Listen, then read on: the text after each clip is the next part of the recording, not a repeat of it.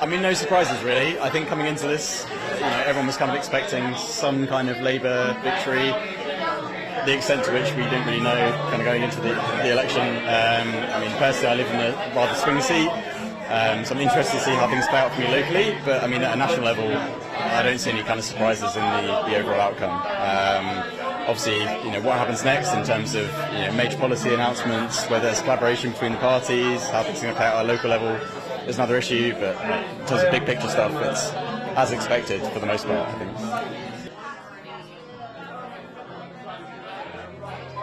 It's hard to say at this stage, right? I think, regardless of your political affiliation, I think there's probably been a sense of discontent and frustration.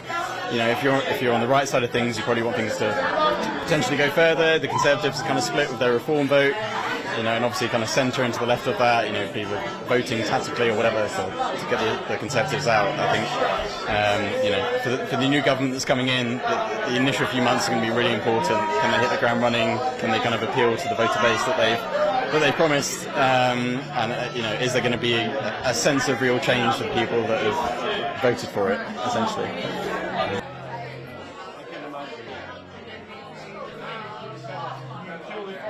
It's probably likely for many people to feel that way. They see a change of name in terms of the party that are leading them. The proof is in the pudding, right? Bills have got to be passed, policies have got to change.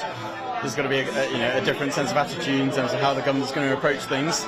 And in terms of, until that kind of change is delivered at a real tangible level and people feel a sense of difference in their lives, I don't think you can make that sentiment. It's too early to call. But there will certainly be many people waking up tomorrow morning who are going to feel that there's a difference between the UK they live in today versus what they had yesterday, right? So.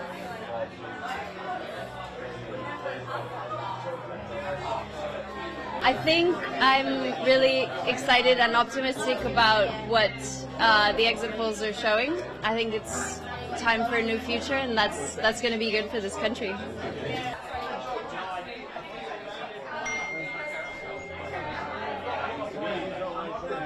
I think there's a lot of work to do, and I think if the Labour landslide, when they come in, will have to hold them to account on the things that they've promised to do, and probably get them to do more on climate change, on immigration.